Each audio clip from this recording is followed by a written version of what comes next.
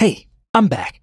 This is Chandler from Melda Production, and today I want to show MCharmVerb. So MCharmVerb is a new reverb that's just been released, and it's actually free. So this is part of the free bundle, and you can get this for no charge. But if you want to unlock some of the extra features, like for example, saving your presets or using some of the multi-parameters, of course you can unlock that by paying a small fee.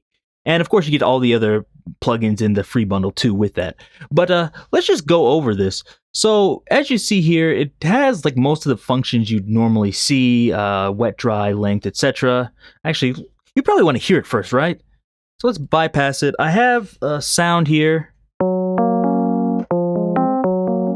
like electric piano. So that was off, and this is on.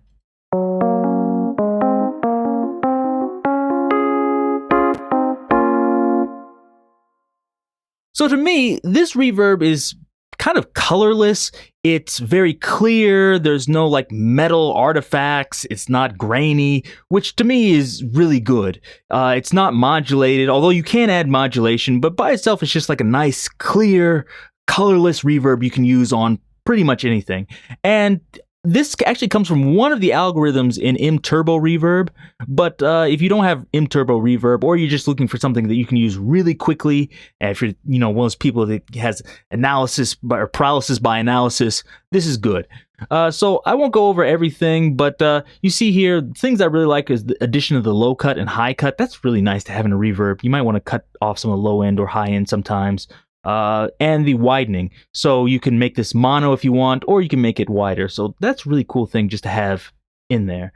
If you don't know what the dampening does, the dampening, basically, it will take a frequency and inside the reverb, it will cut it down. So the low cuts and high cuts will, of course, cut down low end, but it sounds kind of like your reverb is being like put in like a bandpass filter, whereas the low dampening will just gradually have the low end decrease over time. So if you think like, I like the low end, I don't want it to be cut out, but I don't want it to necessarily go on forever. I want the low end to cut out quickly while the high end keeps going. Or the opposite, if you use the high dampening, the high end will decay quickly, whereas the low end will keep going. So you can adjust that here. You can adjust the frequency, the gain, the Q values, etc. Let me see. I'll try to show you. Let me change something like this.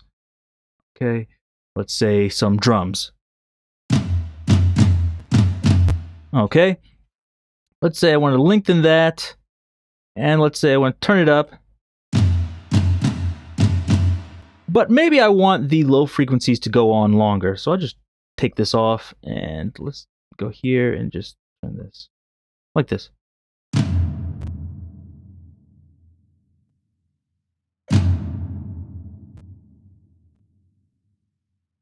So you can see there, it gave that really long bass response where it's just going on for, 3 seconds or 4 seconds. But if I do this,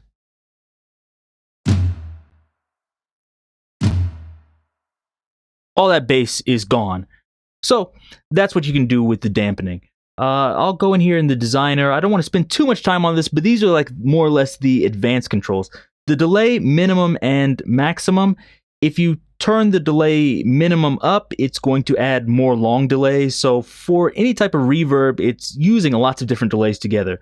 So it's going to set them, I guess, I don't know if it's randomly, but close to randomly. And if you move this up, it's going to have more long delays, or the minimum delay is going to be longer. So this is normal. This is longer. See, it almost sounds like a delay, so that's probably a little bit too much. And same thing, if I turn the max up, you'll get a similar. But if I turn it down, it seems tighter.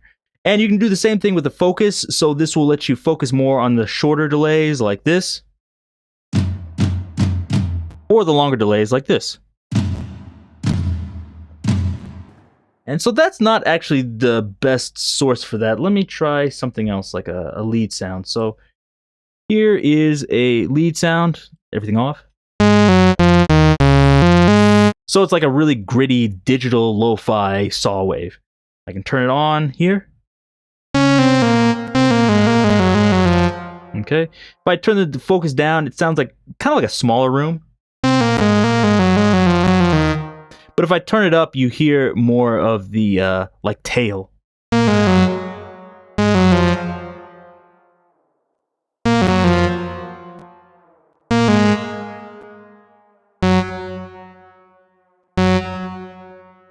So you hear that kind of afterwards. Like those, lots of old school reverbs actually have that. So that's kind of like a preference thing. If you're doing more ambient stuff, you might want to turn that on. If you're not, turn it off.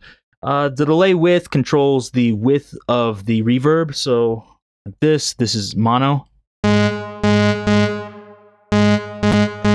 This is the default 20%, but I can turn it up even higher.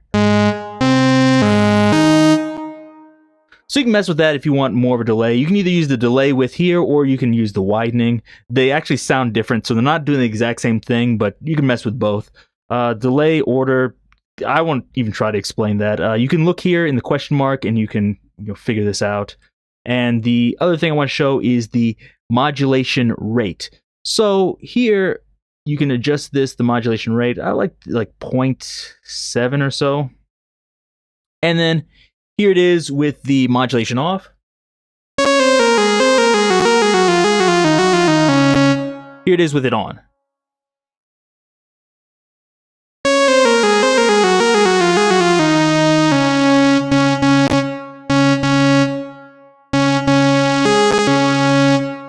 So it's kind of like an old school reverb. If you turn it up too much, like 50%, it doesn't sound good, in my opinion.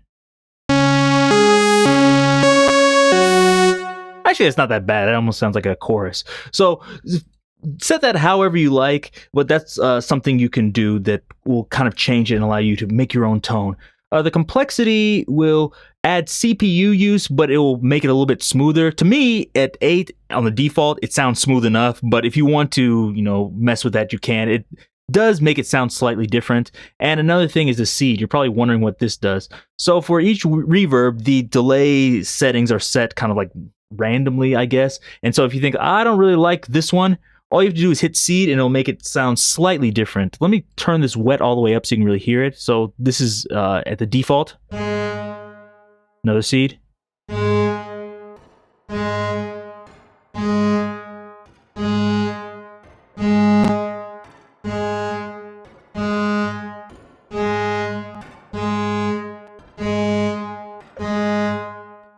So you can hear it makes it sound slightly different. So if you hear the first one, you're like, I don't really like that. You can change it to a different seed. That's kind of an advanced use, and sometimes you're like, I don't really need that. But if you want it, it's there. And of course, there's all sorts of different, presets in here. Like I'll try one, I don't know, like slapback these.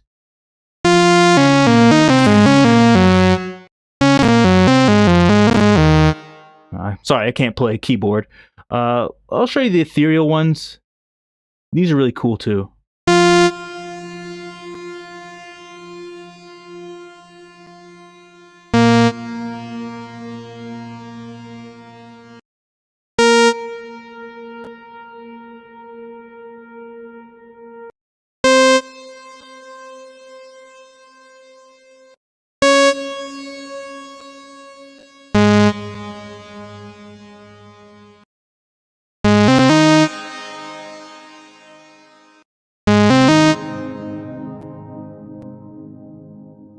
I like that one, but I think it needs to be turned up more.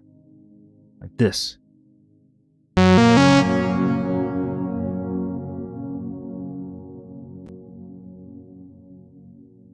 That's a cool ambient sound.